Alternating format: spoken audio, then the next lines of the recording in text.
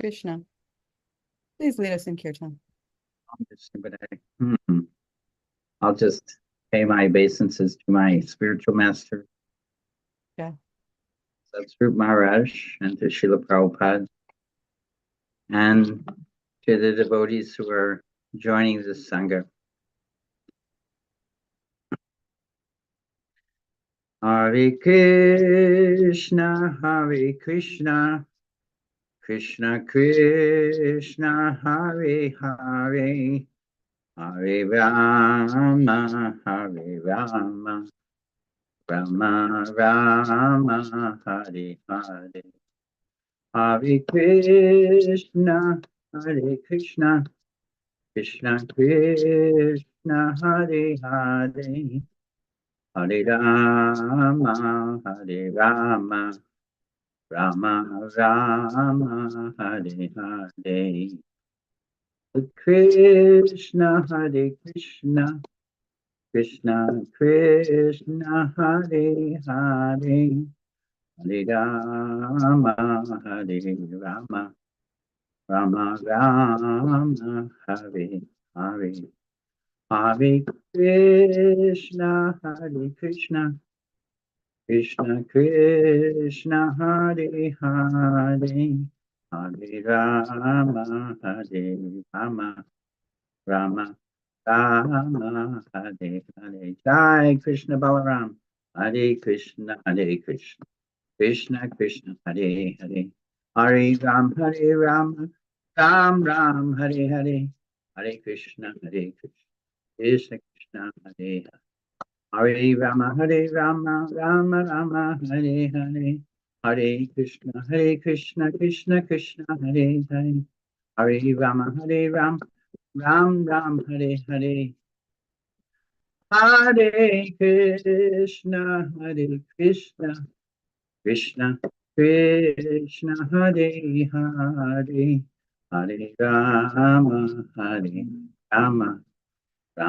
Rama, Rama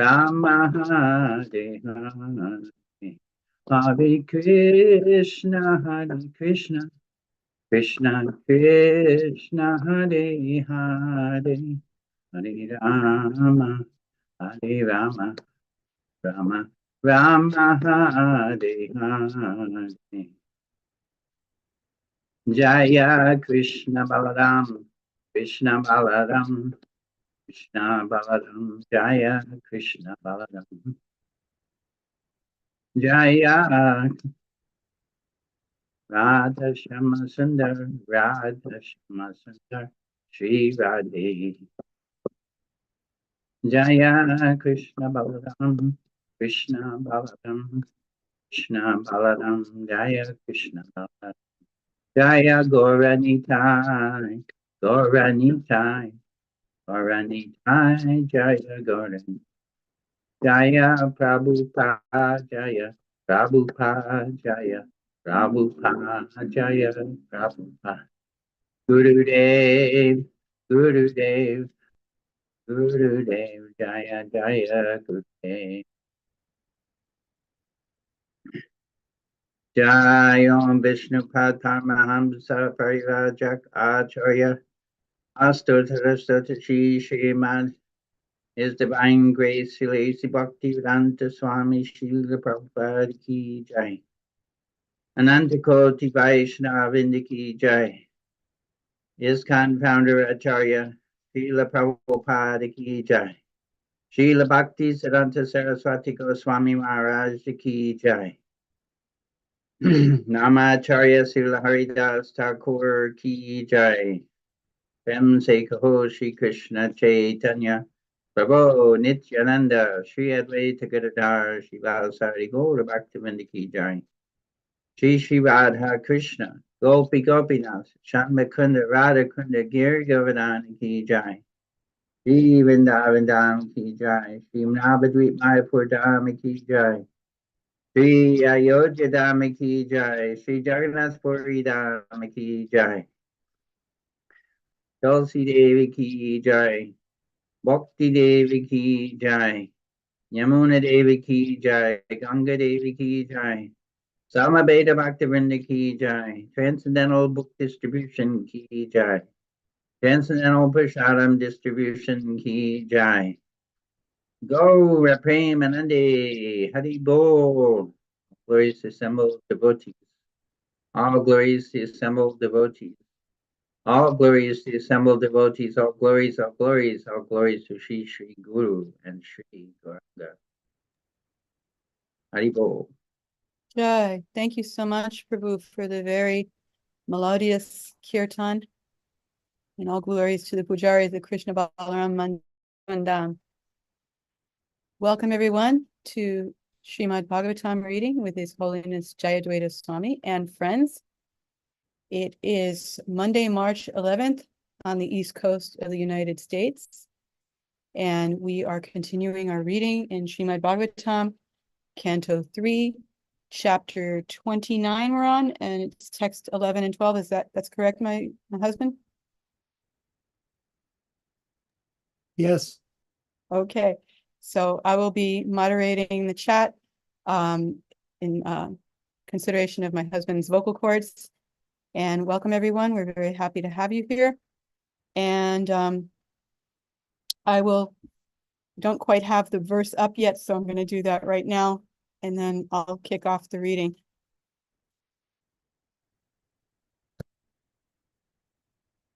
Please give me one moment and your patience. I can post verses. Okay, if you want to post the first one right now, I'll read it off the chat. Thank you.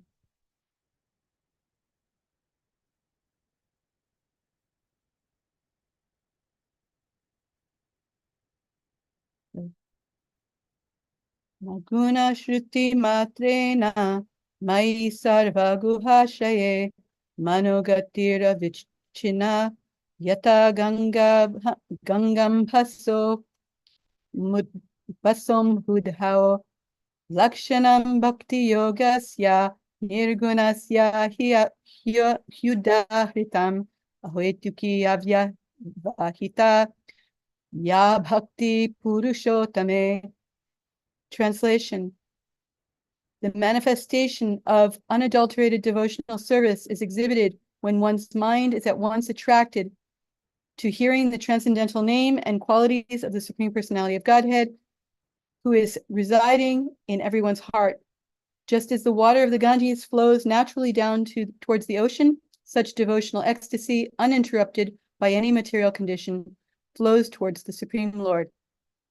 And I'm just going to recite. Om Namo Bhagavate Vasudevaya. Om Namo Bhagavate Vasudevaya. Om Namo Bhagavate Vasudevaya. Let me get that purport up.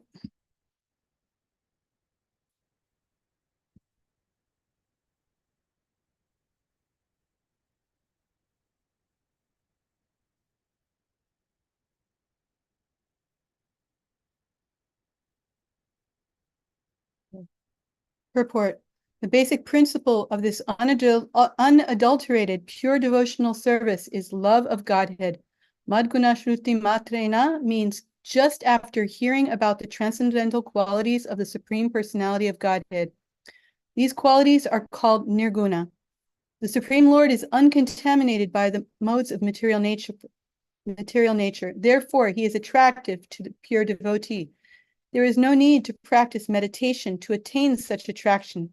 The pure devotee is already in the transcendental stage, and the affinity between him and the Supreme Personality of Godhead is natural and is compared to the Ganges water flowing towards the sea. The flow of the Ganges water cannot be stopped by any condition. Similarly, a pure devotee's attraction for the transcendental name, form, and pastimes of the Supreme Lord cannot be stopped by any material condition. The word avichchina, without interruptions, is very important in this connection. No material condition can stop the flow of the devotional service of a pure devotee. The word ahoitiki means without reason. A pure devotee does not render loving service to the personality of Godhead for any cause or for any benefit, material or spiritual. This is the first symptom of unalloyed devotion. Anyabhilashita shunyam. He has no desire to fulfill by rendering devotional service. Such devotional service is meant for the Purushottama, the Supreme Personality, and not for anyone else. Sometimes pseudo-devotees show devotion to many demigods, thinking the forms of the demigods to be the same as the Supreme Personality of Godhead's form.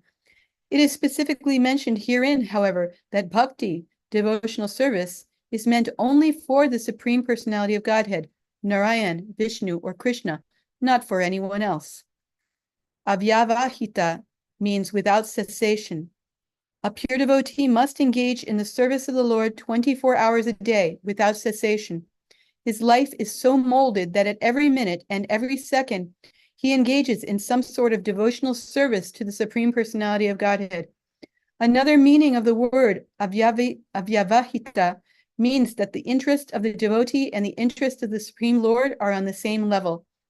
The devotee has no interest but to fulfill the transcendental desire of the Supreme Lord. Such spontaneous service unto the Supreme Lord is transcendental and is never contaminated by the material modes of nature. These are the symptoms of pure devotional service, which is free from all contamination of material nature. Om Jnana-timirandasya Gyananjana Shalakaya Chakshuru Militam Yena Tasmai Shri Gurave Namaha. Is Maharaj in class today? I haven't seen him yet. Okay, I'll continue with those invocation prayers.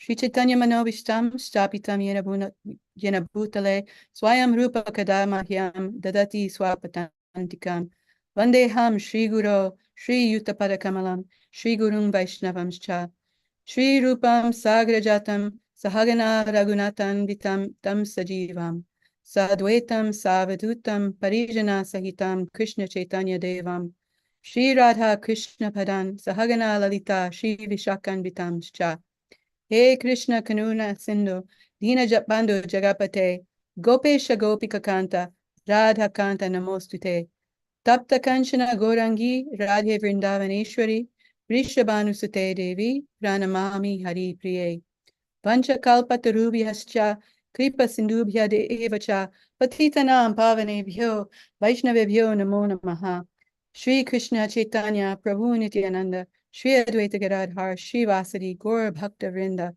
Hare Krishna Krishna Krishna Hare Hare Hare Rama Rama Rama Hare Hare. So to start off with, I'll be sharing some notes for these verses given to me by our usual moderator, my husband, His Grace Akendra Das Adhikari. He quotes, Ahoitaki apratihiyata yayatma suprasidati. Only uninterrupted, unmotivated bhakti can completely satisfy the self.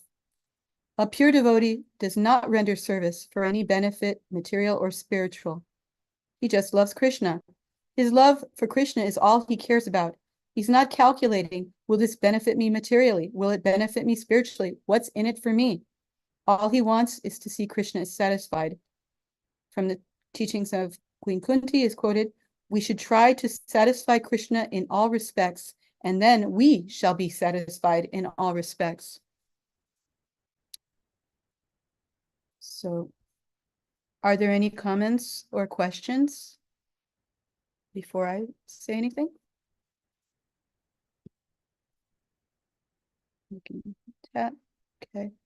So I was just thinking how, the pure devotee, and in Prabhupada's purport, he's saying that the only motivation is to please Krishna. And that's how we understand. It's not, they're not different. I mean, there are different standards, but really there's only one standard, is that everything is for Krishna. And why is that? Why can't there be lower and higher? There are, but it's not because Krishna wants it that way. It's because we have limitations. And so, but the real truth is that we are part and parcel of Krishna. And this is our identity, is to serve him. So it's not that Krishna is some sort of egomaniac. I mean, I guess we could say he is an egomaniac, but it's or not an egomaniac, but he is the supreme self. So everything should be for him. When we when we think that everything is for us, then we're egomaniacs. But when when Krishna desires service to himself, it's not egomania. It's just reality. It's just reality. But because we are envious, sometimes we don't want to serve. It's like, well, who's Krishna? Why can't I be served? Why can't I have what Krishna has? Even to some tiny degree that is beyond our capacity. But really, the essence of reality is that we are part and parcel of Krishna. We're meant to serve him. And as long as we are resistant to that, or actually inimical to that, then we're not going to be happy. So this idea that we're supposed to serve Krishna 24/7, as Prabhupada says, it's not a demand that's placed on us. It's just the natural order of things. It's what we're supposed to be doing. What's unnatural is our resistance to doing that. And so we see it as some sort of demand being placed on us, but it really isn't. It's just like, this is the natural way. This is what you're made for. This is what your identity. We have so much talk about identities, but our real identity is to be a servant of Krishna. And the sooner we, surrender to that and accept it, then the happier we'll be. And not only happier, we'll be unlimitedly happy. And because that's who we are, that's our nature. So if there's any comment, it looks like there is one in the chat box. Okay.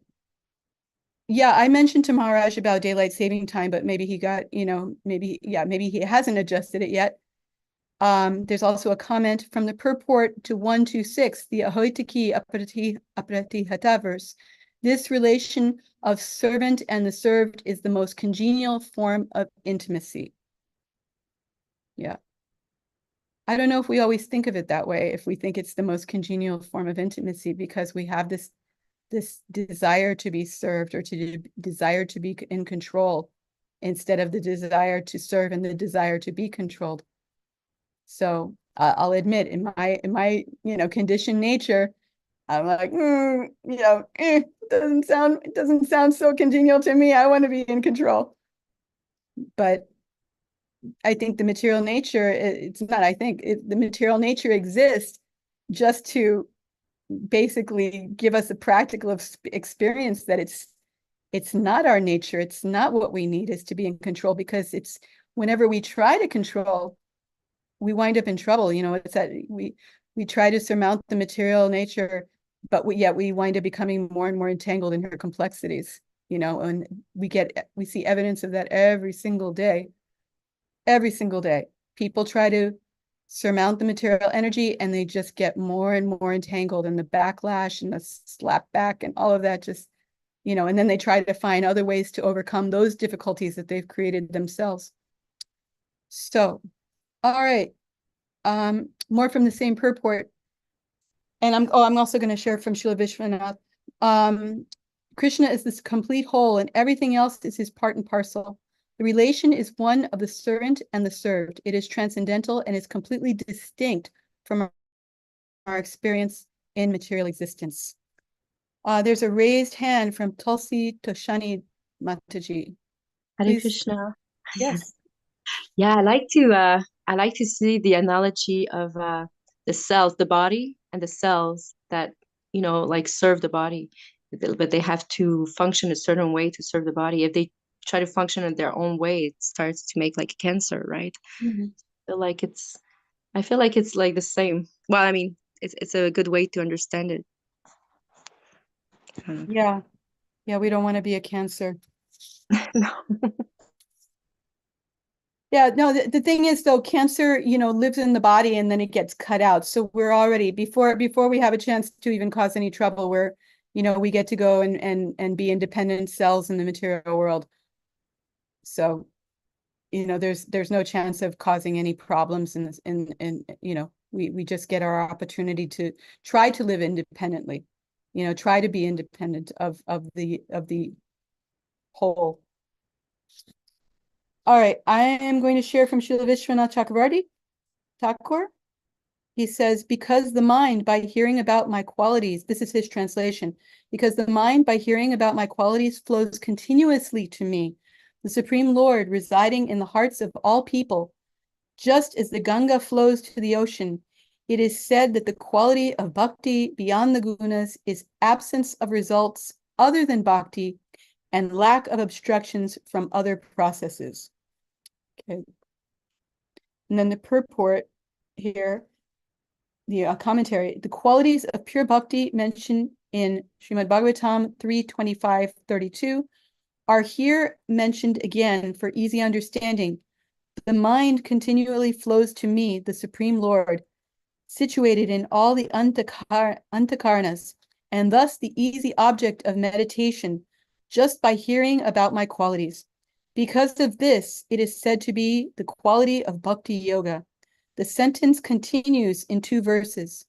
Thus, the meaning is, because the mind flows continuously to me, just by bhakti yoga, with hearing and other processes beyond the gunas, the quality of bhakti is said to be ahoitaki and avyavahita. Just as the water of the Ganga, even though turned back by the ocean's waves, heads into the ocean, the mind flows only to me though allured by me, with offerings of kingdom, sharshti, salokya, and other results. Also, the example of the Ganga suggests that the mind of the devotee, like the Ganga, is swift, cooling, pure, and worthy of worship. What are bhakti's qualities? It is devoid of having other results in mind, ahoitaki. It is not like jnana or yoga, since it is independent of other processes, and it is itself the result. Bhakti is the process, and bhakti is the result. It has been explained in the first canto that the first and 12th stages of bhakti, sadhusanga and prema, should not be considered cause and effect. This bhakti is unobstructed, avyavahita, devoid of blockage by jnana or karma, sattva and rajaguna. This means it is beyond the gunas. It is explained in the 11th canto that the devotee, who is the abode of faith and bhakti, the happiness of bhakti and other items are all beyond the gunas. Sattvika karako sangi ragandho rajasa smrita tamasa smriti vibrashto nirgono mad apashraya. And there more to that? Yes. A worker free of attachment is in the mode of goodness. A worker blinded by personal desire is in the mode of passion. And a worker who has completely forgotten how to tell right from wrong is in the mode of ignorance. But a worker who has taken shelter of me is understood to be transcendental to the modes of nature. And that's from Srimad Bhagavatam 11:25-26. That's referenced properly. Yeah. Sattvik Satvikyatmiki Shraddha Karma Shraddha tu Rajasi Damasya Dharme Ya Shraddha Matsevayam tu Nirguna. Faith directed toward Atma is in Sattva. Faith rooted in prescribed karma is in Rajas. Faith residing in irreligious activities is in Tamas, but faith in my devotional service is purely transcendental. And that's Bhagavatam 11:25-27. Maharaj is with us. Jai Maharaj. Hare Krishna. Hare Krishna. Yes. But I have nothing to add at the moment. Okay. So is there someone who would kindly, Tulsi, Tosha, do you have your hand up because you have more to say, or is it just still up? I guess it's just still up. Yeah, it's just still up. All right. Priyanka Mataji in the chat says, similar verse spoken by Kunti Maharani in her prayers to Lord Krishna. Twaime nanya vishaya matir madhu pate sakrit ratim udvad hatad adha gange vogham udanvati. So yeah, my mind flow. I don't remember it by heart. if somebody can pull up the English for that and share it in the chat, that would be very nice. So shall we move on to text 13, or are there any other comments or questions? So, okay, Priyanka Mataji puts in the chat, O Lord of Madhu, as the Ganges forever flows to the sea without hindrance, let my attraction be constantly drawn unto you without being diverted to anyone else. Yeah, the whole metaphor of water is very beautiful because water is very powerful, and yet it's very soft, and it doesn't have, you can put your hand through it, and yet it's one of the most powerful forces. So our devotion is like that, soft but powerful, and nothing can stop it. It's the idea, anyways. That's what we should be. All right, so next text is 13. Would any volunteers to read, or I'll call on someone? Tulsi Toshani Mataji, would you care to read that text 13? The thing is that I'm not sure where we are at. Like I just came, so I don't know where we're at exactly. If I post it in the chat, can you read it? Oh, yeah, let me see. Sorry. So you just click on where it says chat and you should see the chat box. Yeah. Okay. There it is. Text 13, okay.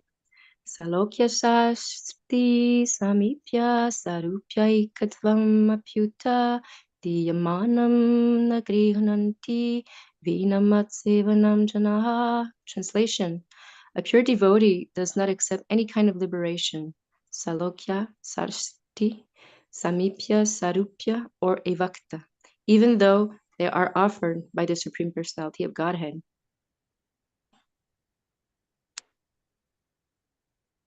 Would you read the purport also, please? I don't Oh, have wait, it. you don't have it. Okay. I'll read the purport. It's a bit long, so maybe we'll take it in stages here. Okay. So purport, Lord Chaitanya. So this is 3:29:13. If you want to look it up, I can actually post the database link. I just got it now. I just got Okay. it now. Do you want to? Okay. Lord Chaitanya teaches us how to execute pure devotional service out of spontaneous love for the Supreme Personality of Godhead. In the Sikshashtaka, he prays to the Lord, O Lord, I do not wish to gain from you any wealth, nor do I wish to have a beautiful wife, nor do I wish to have many followers. All I want from you is that in life after life I may remain a pure devotee at your lotus feet. There is a similarity between the prayers of Lord Chaitanya and the statements of Srimad Bhagavatam. Lord Chaitanya prays in life after life, indicating that a devotee does not even desire the cessation of birth and death. The yogis and empiric philosophers desire cessation of the process of birth and death, but a devotee is satisfied even to remain in this material world and execute devotional service. It is clearly stated herein that a pure devotee does not desire ekatva, oneness with the Supreme Lord, as desired by the impersonalists, the mental speculators, and the meditators. To become one with the Supreme Lord is beyond the dream of a pure devotee. Sometimes he may accept promotion to the Vaikuntha planets to serve the Lord there, but he will never accept merging into the Brahman effulgence, which he considers worse than hellish. Such ekatva, or merging into the effulgence of the Supreme Lord, is called kaivalya. But the happiness derived from kaivalya is considered by the pure devotee to be hellish. The devotee is so fond of rendering service to the Supreme Lord that the 5 kinds of liberation are not important to him. If one is engaged in pure transcendental love and service to the Lord, it is understood that he already achieved the 5 kinds of liberation. Okay, hold on. Would it be good to pause there, Maharaj, and you could speak a little on that and then we move on, or would you prefer we read through the whole report? It's okay to read it in batches. Okay. Om Jnana Tasya Jnananjana Shalakaya Aksharam Militam Jena Tasmai Shri Gurave Shri Chaitanya Manopistam Sthapitam Jena Shayam Rupa Kadamayam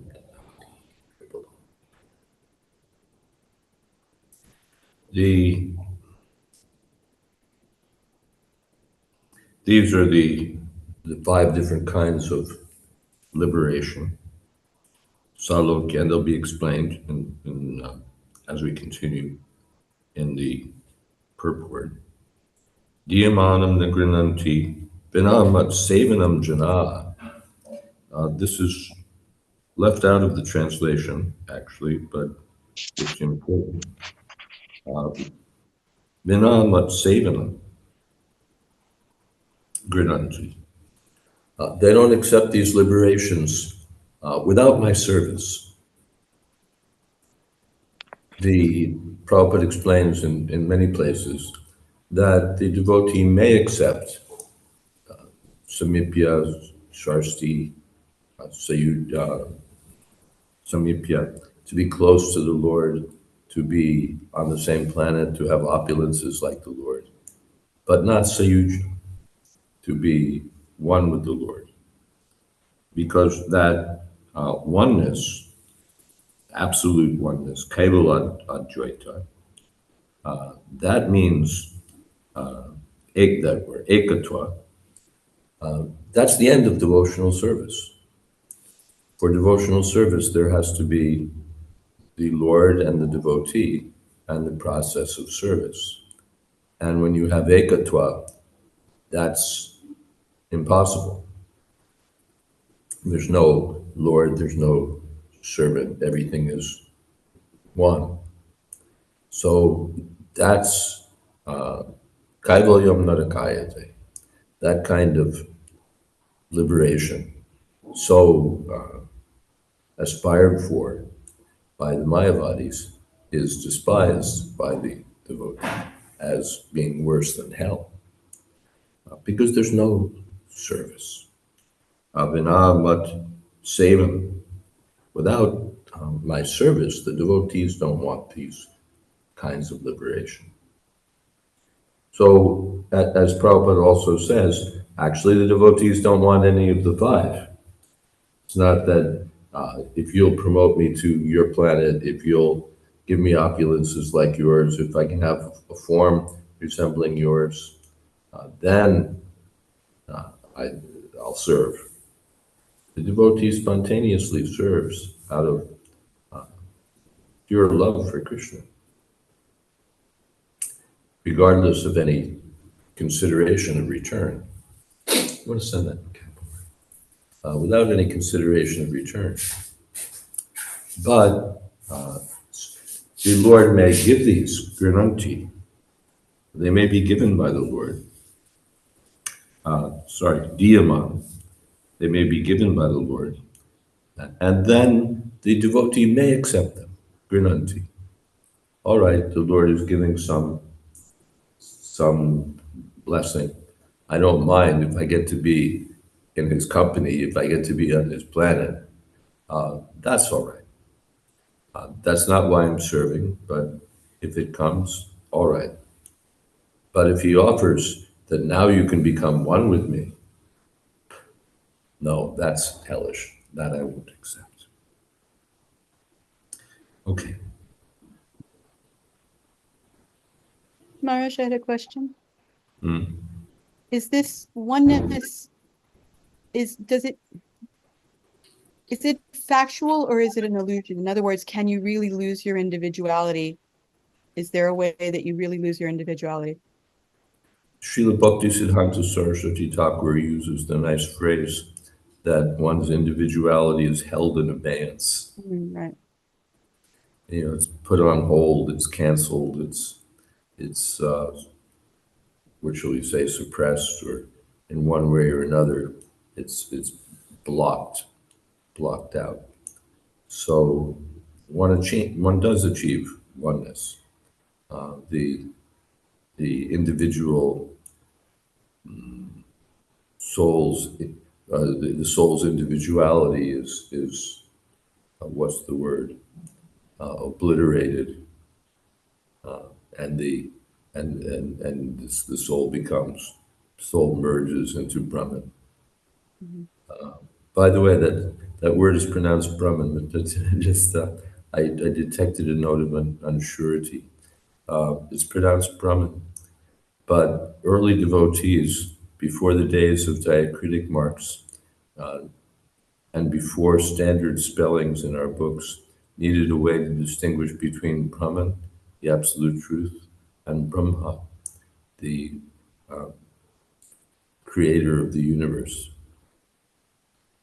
And Prabhupada pronounced them the same, Brahma, to merge with Brahma, or to surrender to worship Lord Brahma.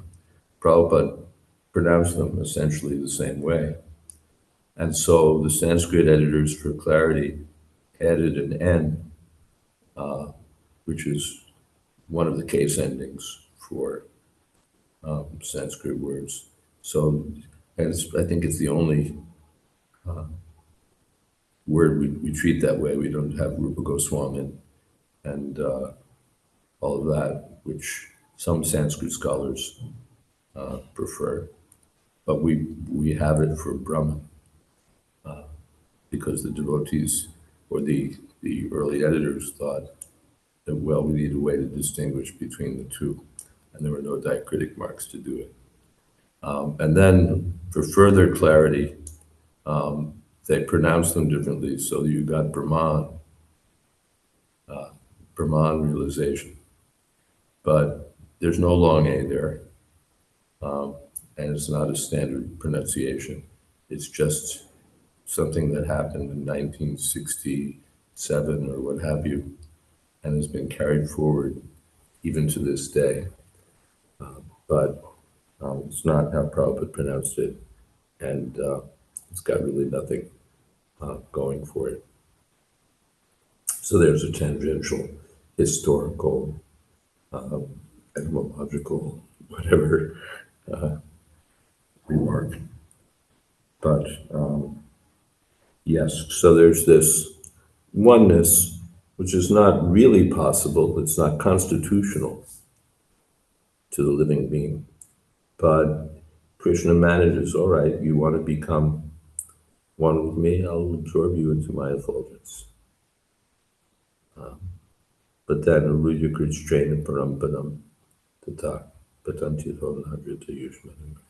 Even that doesn't last forever. Maharaj, I was wondering also, if I may, as a follow-up, I was thinking about various demons who get killed by Krishna and then get absorbed into the body of Krishna. And I was thinking, Krishna kills you, it's like poof, all your karma is obliterated, and you get absorbed into his body, and it's sort of like you're neutralized. You're neither demon nor devotee. But do those individuals, they don't retain any of their karma for all of their offenses or whatever they do? Is that correct? As far as I understand, that's liberation. You're freed from your all karmic reactions. But at least theoretically, we could expect them to at some point emerge from that state of oneness and become individuals again. Yeah. The problem is that they are individuals, and so it's an unconstitutional state. As Prabhupada said, like a satellite just wandering in space, sooner or later it gets attracted by the gravity of some planet. So the living entity in impersonal state is unnaturally situated.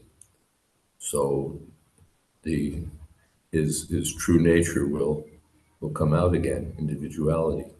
But because he turns away from Krishna, he doesn't, what's the word? He doesn't attain shelter at the lotus feet of Krishna. He turns away from the feet of Krishna. And so he's attracted again by the material energy. Thank you, Hare Krishna. There is a comment from Gurudas Prabhu in the chat.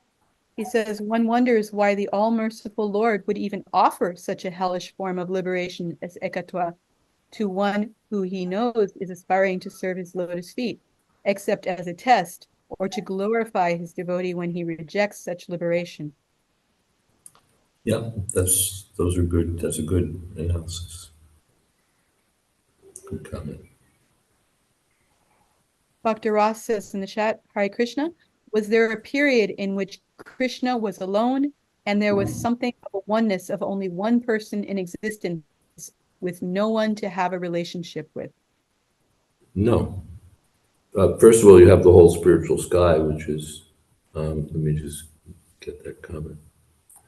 A period in which Krishna is alone. Okay, so in the spiritual world, of course, he's always associated with his innumerable devotees. In the material world, well, Lord Vishnu goes to sleep, and the living entities at that time are in a suspended state. But even then, the Lord is with his consort, Lakshmi. So he's never alone. Krishna is never alone. Priyanka Mataji says, Maharaj, there are places we hear there is the fall down of the jiva if the soul merges into Brahman at some point, as there is no activity for the soul, which is against the constitutional nature of the soul. So how can it be called liberation? It is a temporary situation in one sense. Yeah, but a temporary lasts a long time. So in that case, so it's called liberation. Like, yeah.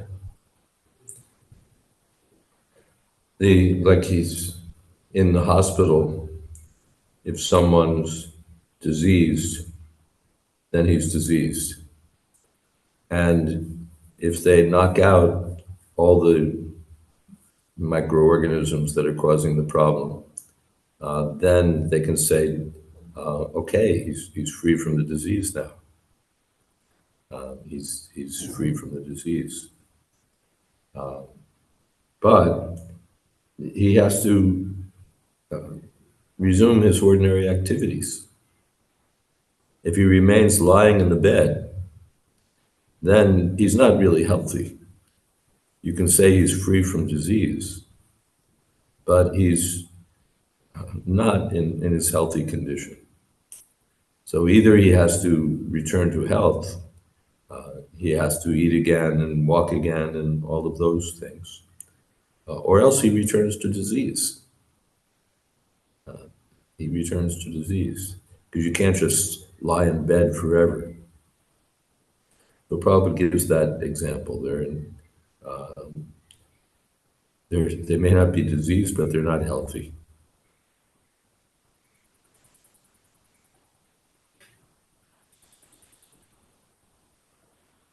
Ananta Shesha Prabhu says, great analogy to understand.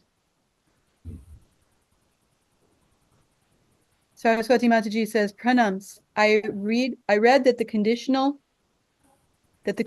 soul hankers after that which he cannot ever have, meaning wanting to be the supreme enjoyer, and then the jiva always laments because these desires cannot ever be fulfilled, as it is not his eternal natural position, and all such desires are all an illusion.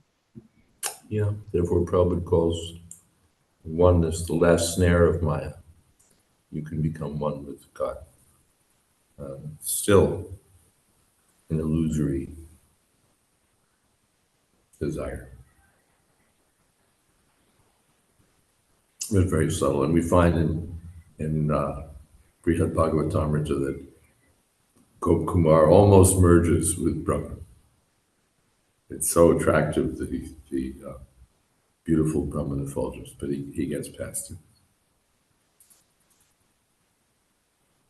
Maharaj, I haven't gotten to that part in the Srimad Bhagavatam, but I'm just wondering if it's so attractive, how, and somebody, and Gopikumar is a devotee, how does one escape that how does one resist that attraction? By devotional service. The attraction of devotional service is far beyond the attraction of oneness. And the prospect of losing devotional service is abhorrent to the devotee. I forget exactly what happened there in Srimad Bhagavatam. I don't have the been a while since I read that part of the text, but he escapes by devotional service. Saraswati Mataji says, I don't understand what is the actual attraction of the Brahma Jyoti in the first place. Well, what the first attraction is relief. All these various over-the-counter drugs are advertised. Brings instant relief. If I can get relief from my troubles, imagine if they had a product that would give, this just gives relief from stomach cramps or from headaches. Imagine if you had a product that would give relief from everything, that all troubles. A product that brings relief from every trouble that you might have. Now that's quite the item. So that's what liberation does. It gives relief from all difficulties, adhyatmic, adhibautic, adhidaivic, all erased. That's powerful. And Prabhupada discusses that when he's discussing Brahmabhuta Prasanatma, in the Shobchati, in the Kankshati. If one attains Brahman realization, that is to say, the realization that I'm not this body, that I'm spirit, soul, aham brahmasmi. What relief! I thought I was this body, all the miseries associated. Now I know that I'm not this body. What relief! So this impersonal realization offers relief from all the miseries of material existence. And in discussing Vitaraga Bhaya-krodha, Prabhupada talks about the various ways that the living entities respond to material world. Either they're filled with desire, they're filled with fear, they're filled with anger. They want to enjoy the material world, or they're afraid of the miseries of the material world, or they're angry because they're frustrated in their attempts. So all of that, all gone. And one enters the shining world of absolute immortality. This is definitely attractive. For the impersonalist, this prospect of merging with the radiant light is attractive. And especially attractive because there's no God there. For them, just as the devotee abhors the idea of impersonal liberation, the impersonalist abhors the idea of serving. He doesn't want to serve. So here you can have supreme realization without having to serve, without having to acknowledge any God. So this is attractive for the demons and the Mayavadis.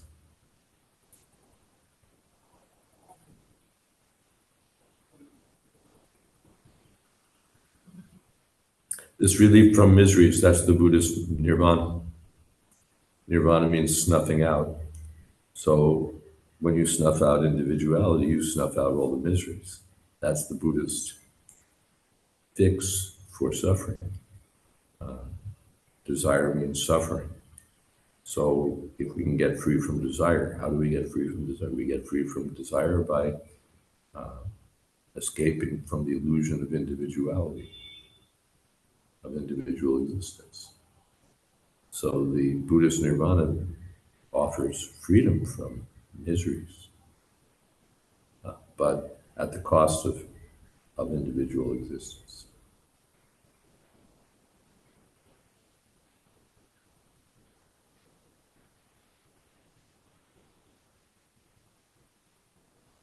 In the chat, Gurudas Prabhu says, this talk of impersonalism makes me think of a Stephen Crane poem, author of The Red Badge of Courage.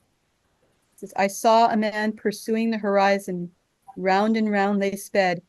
Stop, I cried, you can never. You lie, he cried, and ran on.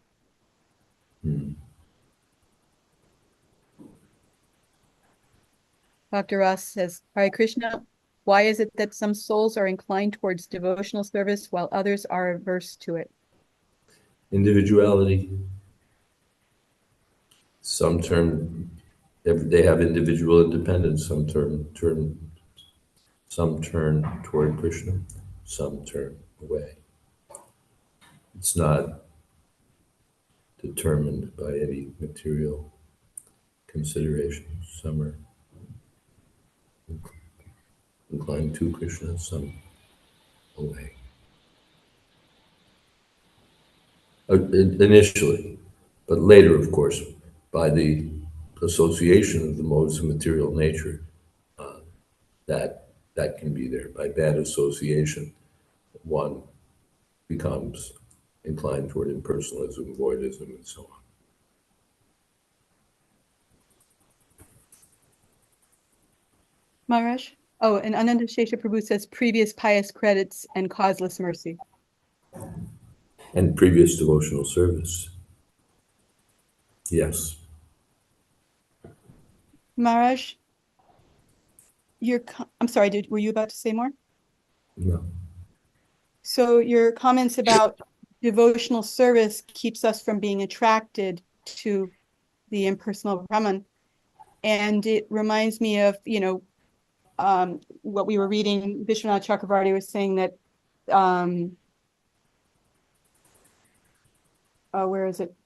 Basically, that bhakti is the means and the end. It's not one or the other.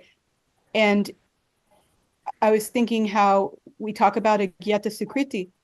And, if somebody can perform a Gyata Sukriti, that's the beginning of, their spiritual life. And it reminded me of something that I had forgotten for a long time called the Ben Franklin effect.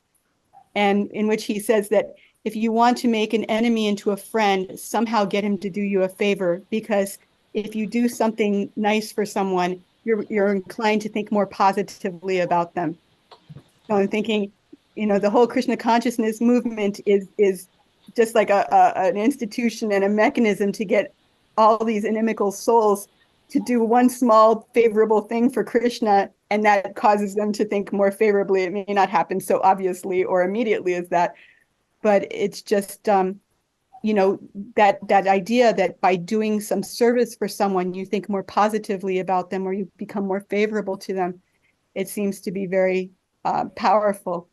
And so, extending it as you did, that if you do enough, if you do devotional service, then you won't be attracted to the impersonal Brahman because you have a favorable attitude towards Krishna. And the impersonal Brahman is, by definition, an unfavorable attitude towards Krishna.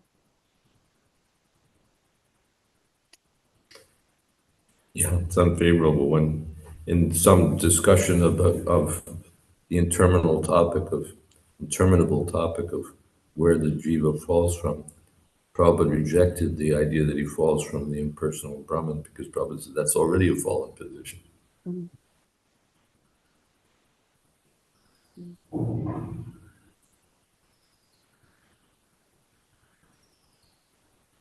So we are almost at the end of our time, and the next purport is not too brief. So perhaps we should have kirtan, unless you have more you want to share with us, Maharaj? No. Okay. So, It's not the next purport, though. We're still in the midst of this purport. oh wait, we are, aren't we? Should we read some more in this purport? You don't really have time. Yeah, okay. All right. So we did the first two paragraphs in text 13 purport. So then we have 3 more paragraphs left. So for Wednesday. All right. Any volunteers for kirtan, closing kirtan? Tulsi Toshini Mataji has her hand raised. Is there?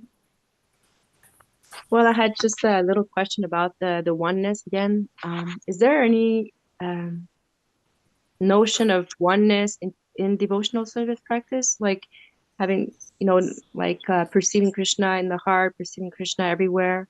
Because I thought I read something like that in the purport from Srila Prabhupada, like saying how, and I was surprised because he was talking about oneness, but it was like oneness, personal oneness, like in the process of devotional service, but seeing Krishna everywhere, seeing like everyone, everything part of Krishna. Is there anything like that? Yeah, we're not against oneness, but we have oneness and difference. The Kaivalya means only oneness, unadulterated oneness, nothing but oneness. No names, forms, qualities, only oneness. Kaivalya. Kaivalya means only, Kaival means only oneness. So we have oneness also. We have oneness with Krishna in desire. Guru Mukha Padma Bhakya Chitete Kuriya Aikya. My consciousness, let my consciousness be one with that of my spiritual master. Means if the spiritual master wants A, then I want A. If he wants B, then I want B. That's oneness. In a family, there's oneness. When the father says, let's do this, and everybody says, yes, then you have oneness. But if everyone has their own agenda, their own idea, then you have disparity. So the devotee has oneness. He sees Krishna everywhere. He sees that everything is Krishna's energy. He sees that he's also part of Krishna. He sees Sarva Kalavidam Brahma. There's nothing other than Krishna.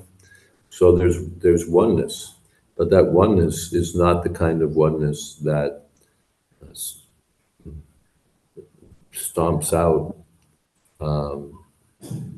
individuality. So we have oneness also. We have real oneness, oneness of purpose. And the Mayavadis only have their Kaivalya. Everything is absolutely one, which doesn't work. Thank you. Thank you, Maharaj. I would like to invite Krishna Konteya Prabhu to lead the closing kirtan. Well, I don't think can I be heard? Yes, you can, very well. Okay. Hare Krishna, Krishna Krishna, Hare Hare, Hare Rama, Rama Rama, Hare Hare, Hare Krishna,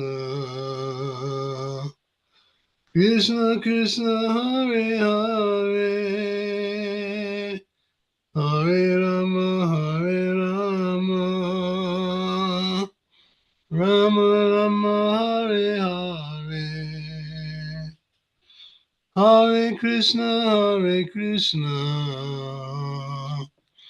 Krishna Krishna, Hare Hare, Hare Rama, Rama Rama, Hare Hare, Hare Krishna, Krishna Krishna, Hare Hare, Hare Rama, Rama Rama, Hare Hare, Hare Krishna, Krishna Krishna, Hare Hare, Hare Rama, Rama Rama, Hare Hare, Hare Krishna, Krishna Krishna, Hare Hare, Hare Rama, Rama Rama, Hare Hare, Hare Krishna, Krishna Krishna, Hare Hare, Hare Rama, Rama Rama, Hare Hare, Hare Krishna, Krishna Krishna, Hare Hare, Hare Rama, Hare Rama, Rama Rama, Hare Hare, Hare Krishna, Hare Krishna, Krishna Krishna, Hare Hare, Hare Rama, Hare Rama, Rama Rama, Hare Hare. Jai Ho Vishnu Pad Brahmasa Parivraj Jakacharya Stotara Sata Sri Srimad His Divine Grace A.C. Bhaktivedanta Swami Srila Prabhupada Ki Jai Ananta Koti Vaishnava Vrinda Ki Jai Namacharya Srila Haridas Thakur Ki Jai Prem Se Gaho Sri Krishna Chaitanya Prabhu Nityananda Sri Advaita Gadadhar Srivasari Gaura Bhaktivinoda Ki Jai Sri Sri Radha Krishna Gopal Govinda Shamakun Radhakun Giridharakan Ki Jai Sri Vrindavan Dev Tagore Premanandi Hari Hari Bol Hari Bol to Maharaj. Thank you, Krishna Kanteya Prabhu. And thank you so much, Maharaj, for being here with us tonight. And thank you to all of you also for joining us and adding your thoughts and questions to our Sangha. And we look forward to seeing all of you on Wednesday for another edition of Srimad Bhagavatam reading with His Holiness Jayadvaita Maharaj and friends. And as a final quote, there is in the chat box, nothing is different from Krishna, yet Krishna is different from everything. So thank you so much, Maharaj. Srimad Bhagavatam Ki Jai. Srila Prabhupada Ki Jai. His Holiness Jayadvaita Maharaj Ki Jai. Samaveta Bhaktivinoda Ki Jai. Jai. Gauravananda. Hari Hari Bol. Thank you, Maharaj.